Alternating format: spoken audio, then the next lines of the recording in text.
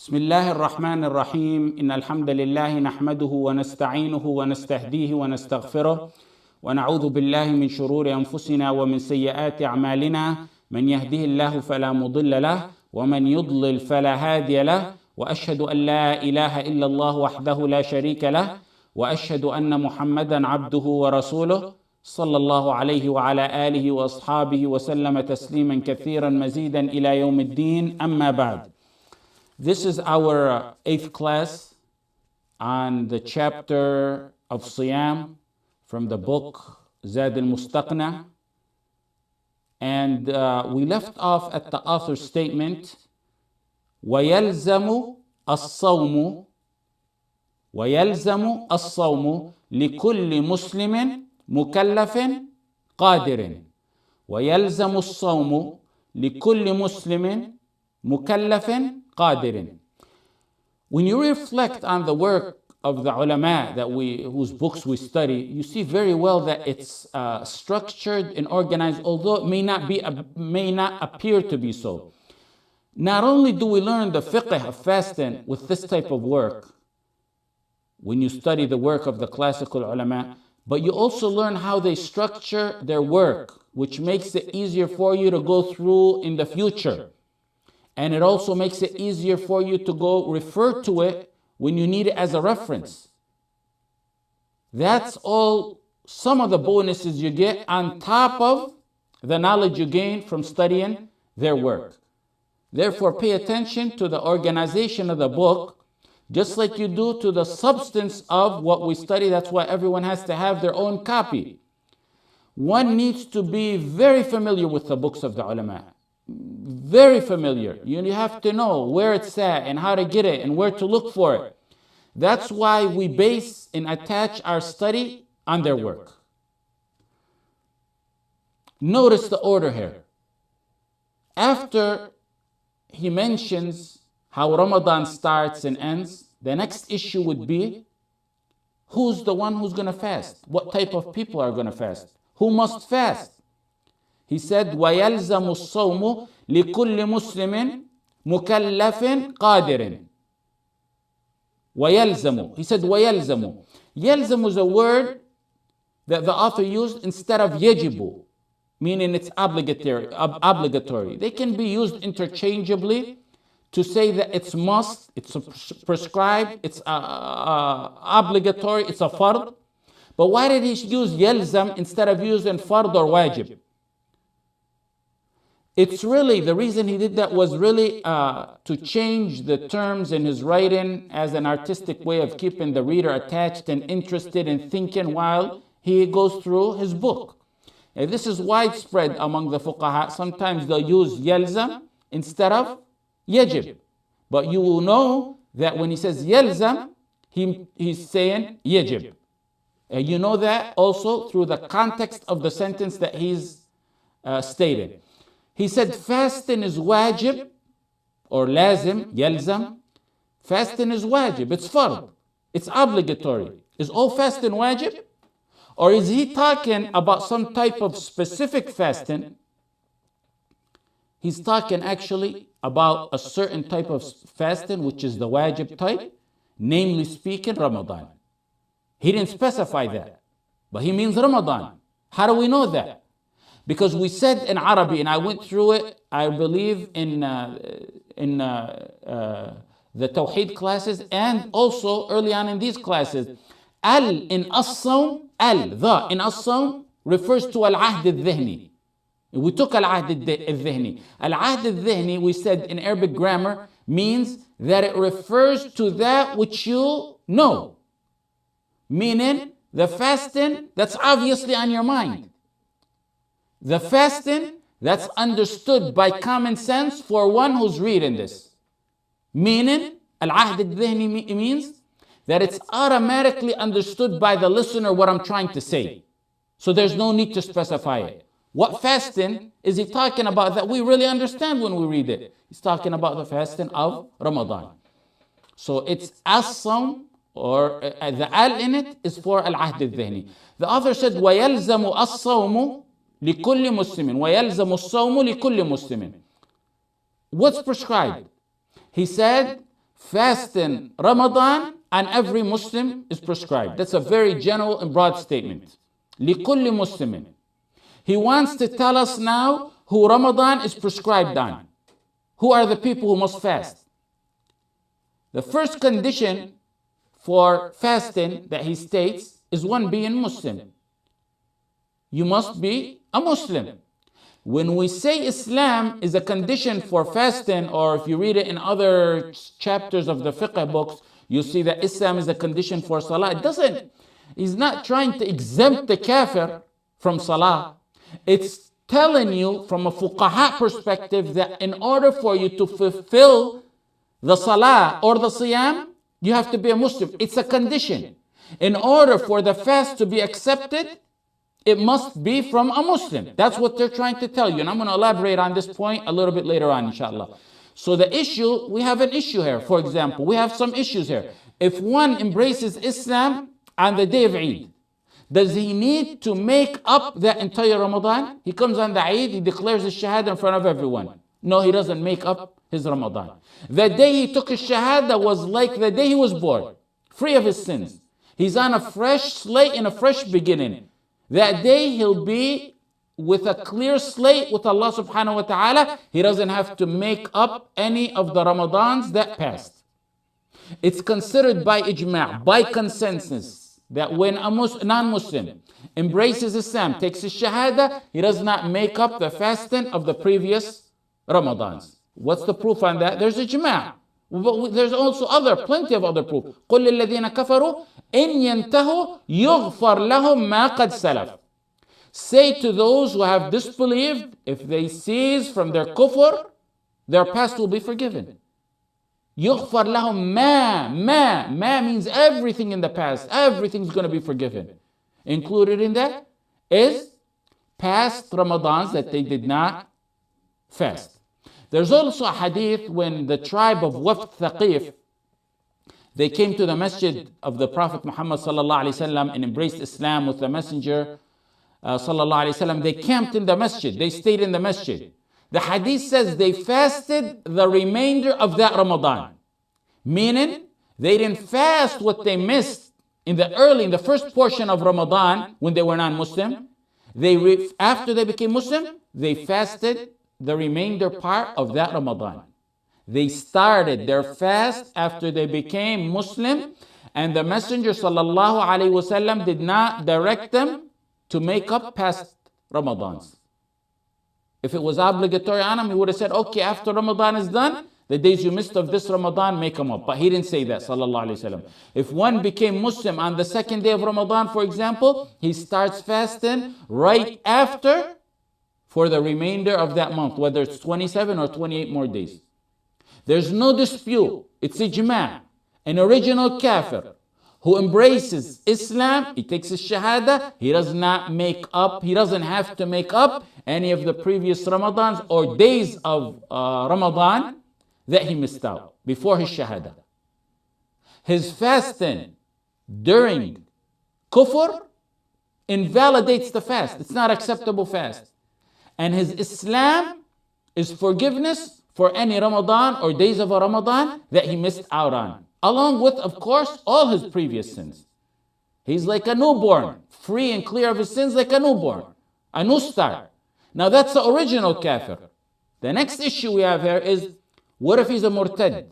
A murtad means an apostate, one who was Muslim and then left Islam. Some rulings that pertain to murtad are different. Overall, if you look at them, there's many rulings that pertain to a murtad that are different than original kafir, even though both are considered kafir. Both apostate and original kafir fall under the term kafir. But there's some slight differences. A murtad is much worse than an original kafir. Now there's a murtad who came back to Islam. He was an apostate for some time. He decided to come back to Islam. Wal-'iyadhu billah, that he left Islam. Many who become atheists. And then they decide to come back to Islam.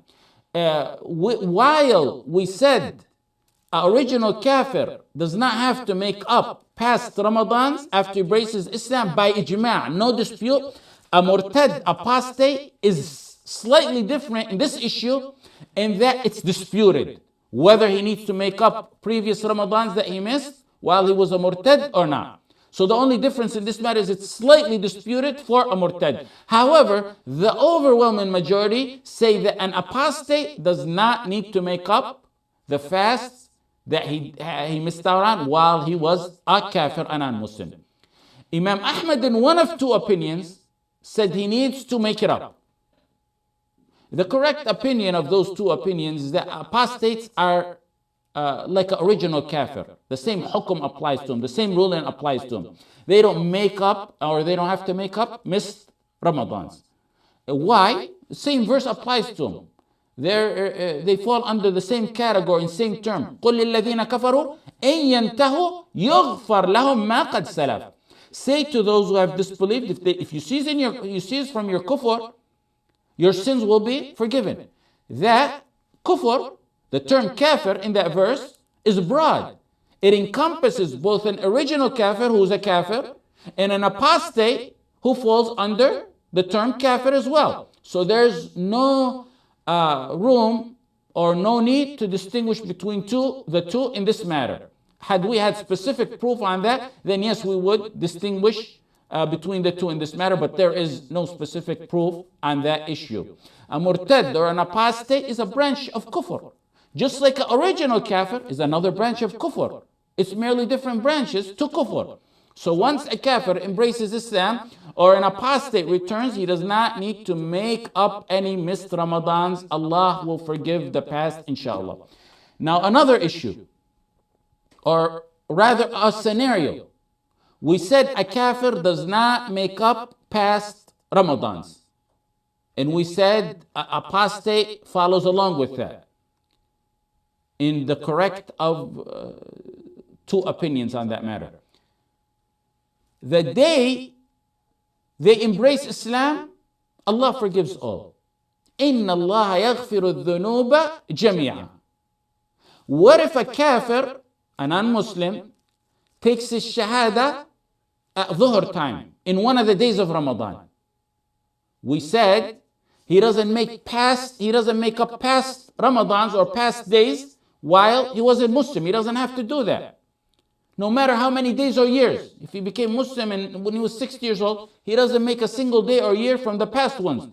But now he's on a second day of Ramadan. It's the second day of Ramadan. He comes in the masjid at dhuhr time or asr time. He says, I wanna declare my shahada. Previous days, the first day of that Ramadan, he doesn't have to make it up. Previous Ramadans, he doesn't make up. That particular day that he became Muslim, does he make it up or not? This is actually a very, very close dispute among the ulama.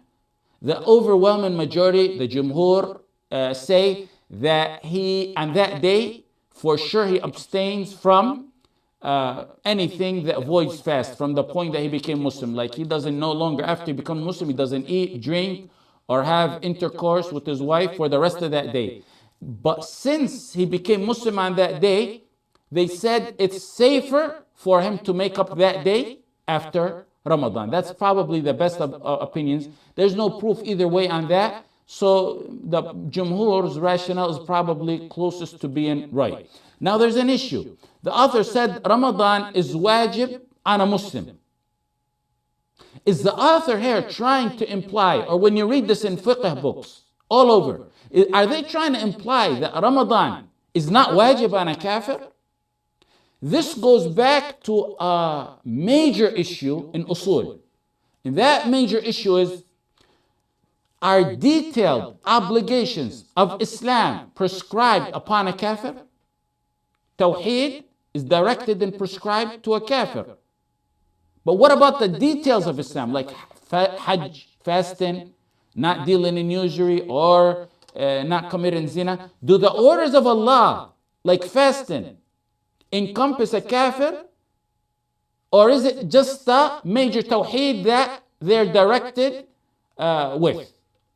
The correct opinion on this matter is that the word of Allah, the speech of Allah, the commands of Allah is directed to kuffar, non-Muslims, in both the principle, which is the Tawheed, and also in the detailed orders of Islam.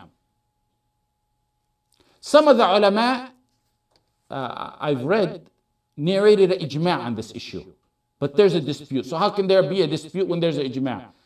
The ulama justified it that early on there was an ijma', and that should be sufficient.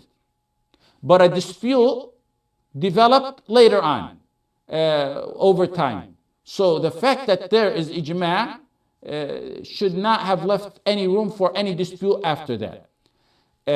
Tawheed is directed to a kafir, no doubt. No one disputes that. But for example, let's take for example fasting. Is he obligated to fast as a kafir? Is the command of Allah, the speech of Allah ordering to fast, include a kafir? Yes. The author's statement, fasting is wajib upon a Muslim, does not mean fasting is not wajib on a kafir. That's not what he's saying. It means fasting is wajib on a Muslim, which means it's not accepted from a kafir in his status of kufr, whether he's an original kafir or apostate. The order of fasting and other commands are directed to a kafir as well, and he's obligated to fast. But to do so, first, he needs to fulfill the condition of embracing Islam. Therefore, he's not stating that fasting is not obligatory on him. He's saying fasting is not accepted. So when the fuqaha say that, they're saying fasting is not accepted while they're on the status of kufr. Fulfill that condition before you fast. Allah said, وَمَا مَنَعَهُمْ أَن تُقْبَلَ مِنْهُمْ نَفَقَاتُهُمْ إِلَّا أَنَّهُمْ كَفَرُوا بِاللَّهِ وَبِرَسُولِهِ. Nothing prevents their contribution, their charity from being accepted from them, except that they disbelieved in Allah and His Messenger. Their disbelief in Allah and the Messenger deprived their charity of being accepted. Charity is not accepted due to their kufr. And likewise, fasting is not accepted due to their kufr. Enjoin Islam, become a Muslim, so that it will be accepted. The author is trying to enlighten us that fasting of a non-Muslim who abstains from pre-dawn to sunset while he's a kafir is rejected. That's what the author is trying to say. He didn't fulfill the first rule of fasting, the first condition of fasting, which is Islam. Just like abstaining from food from pre-dawn to sunset is a condition of fasting is Islam. And Islam is a condition that pertains to that person. Just like purification is a condition for your salat to be accepted, Islam is a precondition for fasting to be accepted. The order of Allah to fast is directed to a non-Muslim and a Muslim. The author's statement only and merely means that before he fasts, he needs to fulfill the first condition of being a Muslim in order for that fast to be accepted. And why I point out this is because this, you'll find it all throughout the fiqh books. They're going to tell you your salah, the first condition for your salah, for example, is a Muslim, Hajj Muslim. They're not trying to exempt the non-Muslim from the command. They're just saying that's a condition. What's the proof that details of Islam are directed to a non-Muslim and that they're obligated to follow them? Among that is the broad, general speech. O mankind, worship your Lord. Ya ayyuhan nas, u'budu rabbakum. He said, mankind, meaning Muslims and non-Muslims, which includes u'budu, includes tawheed, and it includes other aspects of worship. So he's telling everybody, Muslims and non-Muslims, embrace tawheed, which is the main ibadah, and then included in that is other types of worship. So he was directing the speech to everybody. Yeah, the verses in the Quran, Ya Bani Adam, O sons of Adam, that's everybody, Muslims and non-Muslims. Wa aqimus salah, perform your salah, general. Does it say only to the Muslims? For Muslims and non-Muslims. In fact, when the kuffar are asked in Jahannam, why are you in Jahannam? ما سلككم في سقر? Why are you in Saqar? قالوا لم نك من المصلين. What has caused you to enter hell? The first thing they say is لم نك من المصلين. We were not among those who used to offer salah. Look at what they say. وَلَمْ نَكُ نُطْعِمُ الْمِسْكِينَ. And we did not used to feed the poor. We did not give the charity. We didn't give the miskin their rights. وَكُنَّا نَخُوضُ مَعَ الْخَائِضِينَ. Look at these matters that they're saying caused them entry to hellfire وَالْعِيَاذُ بِاللَّهِ. وَكُنَّا نَخُوضُ مَعَ الْخَائِضِينَ, meaning we used to talk falsehood. Falsehood, نَخُوضُ مَعَ الْخَائِضِينَ, means it's falsehood, everything that Allah dislikes and prohibited. And included in that is vain talk as well. وَكُنَّا نُكَذِّبُ بِيَوْمِ الدِّينِ. We used to disbelieve in the day of judgment. The reasons they're saying they're in Jahannam is leaving salah, talking falsehood, and not giving charity. The main reason they are in Jahannam is due to their kufr. That's why they're really in Jahannam. But the torment is worsened on top of the punishment of the kufr. Why? For leaving the details of Islam out as well. They clearly stated 4 reasons from the details of Islam. They didn't make their salah. They didn't give the poor their rights, their charity. They spoke evil and falsehood and that which Allah dislikes. And they disbelieved on the day of judgment. So in addition, they're saying, in addition to their kufr, they're being punished for these matters, which are matters that are not tawheed. It's not tawheed and shirk. If they were not being punished for these details, then it would be futile to mention them. They mention those details because those are details of Islam they are being punished for. Therefore, they are being punished for details of Islam that they didn't do, and the principle of Islam, which is Tawheed. Because the Tawheed and the details of Islam are both commanded upon them. The original and main reason for their punishment is due to their shirk, no doubt. But it gets multiplied on top of that for the details of Islam that they did not do. These are among the proofs that the ulama use that the non-Muslims are commanded by the details of Islam. الذين كفروا وصدوا عن سبيل الله زدناهم عذابا فوق العذاب. Those who disbelieve and hinder from the path of Allah, they'll be given torment over torment. They disbelieve and they hinder people or men from the path of Allah. They will be given torment over torment. زدناهم عذابا فوق العذاب. So the torment over the torment they get punished for is the torment for the kufr, refusing the principle. And then on top of that torment, they're going to be tormented for the secondary matters of Islam, which is, in this verse, hindering people from the right path. والذين لا يدعون سورة الفرقان والذين لا يدعون مع الله إلها آخر ولا يقتلون النفس التي حرم الله إلا بالحق ولا يزنون ومن يفعل ذلك يلقى أثاما. Those who don't invoke anyone besides Allah subhanahu wa ta'ala, nor do they kill except for a just cause. ولا يزنون. They don't commit adultery or illegal sexual acts. ولا يزنون. And whoever does that shall receive the punishment. وَمَنْ يَفْعَلْ ذَلِكَ يَلْقَ أَثَامًا. The torment will be double to him on the day of judgment, and he will be in hell disgraced. Allah said they get tormented for 3 sins. For their shirk, which is the principle.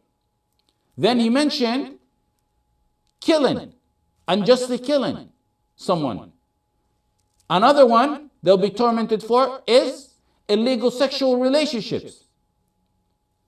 And the second 2 are secondary matters of Islam.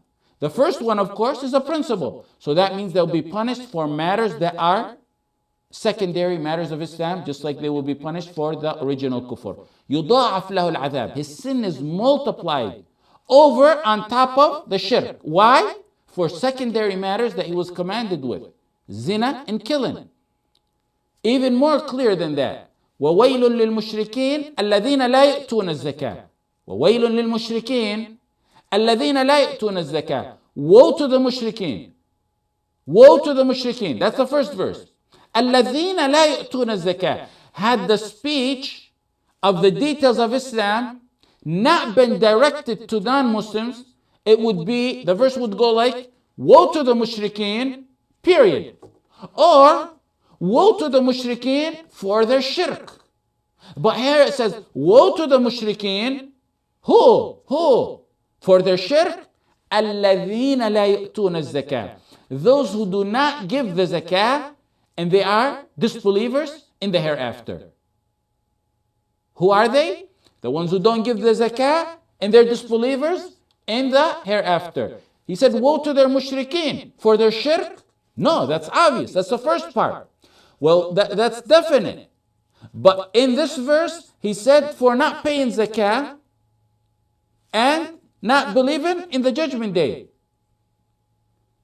They're going to be held accountable for the details of Islam and for the principal foundation of Tawheed. That's a matter, like I said, many ulama said there was an ijma' early on, and there should have never been a dispute after, even though there is. You will see a dispute on this issue. How does this tie into our study? Did we get off track? No, we didn't. It's important, and it's important in fiqh to know this, because the author said, لِكُلِّ مُسْلِمٍ. The fasting is obligatory on every Muslim. He said the Ramadan is wajib on a Muslim. You don't want to get the wrong impression. The statement seems to imply that a kafir is exempted from fasting Ramadan, or the obligation upon him of that, or that he will not be punished for that. A kafir is included in the order of fasting, like the other orders of Islam. But the statement of the author and the fuqaha, when they use it in such context, it does not mean to exclude a kafir. It doesn't mean he is exempted. When they say Ramadan is wajib, or Salah is wajib on a Muslim, or Hajj is wajib on a Muslim, that's the first condition you're going to find in those matters. When they say that, it doesn't mean a non-Muslim is exempted from those obligations, or that those orders do not encompass him. The fuqaha in such statements mean fulfill your condition of Islam, so that the order you were commanded with will be accepted. The order of Siyam. With this, inshallah, we'll conclude today. Jazakumullahu khaira. Wa sallallahu ala Sayyidina Muhammad wa ala alihi wa sahbihi wa sallam. I think there's a few minutes for questions.